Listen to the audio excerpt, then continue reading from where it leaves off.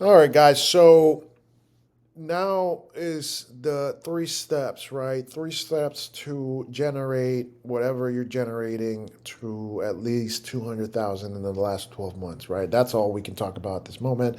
We're working on getting, to 300 and then from 300 and above, right? But as of today, I think that we've built a good machine where it's gonna slowly continue to grow because we're just gonna continue listing more items, right? I mean, it's law of large numbers.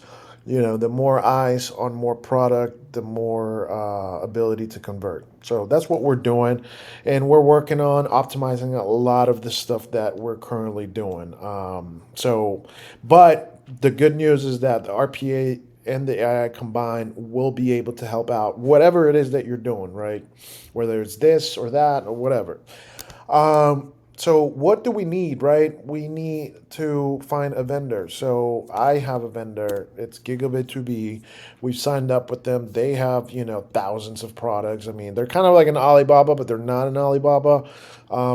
What I like about them is that you're more in control of a sense that like you're not overwhelmed with the amount of stuff. Like Alibaba's got like millions of stuff, and Giga Cloud, I mean, it's got a decent amount of stuff. I think it's got about like 30,000 SKUs, so a bunch of categories. So the idea is to mirror whatever they have into your eBay store, or if Giga Cloud is not your provider, get whoever your provider is to like upload your stuff into eBay if they allow that, right? Giga does allow that. So we want to mirror whatever they have, put our margin, and put it on eBay. And we've come to find out that it works. Now, the way we're doing it is with the RPA and AI is a very fast mode. And what happens when you're going very fast is that quality does tend to fall in a sense of the information. Like, you click one of these. The title could be okay, right? I'm sure it could be better. And then from here, uh, all this information, I mean, it could be true.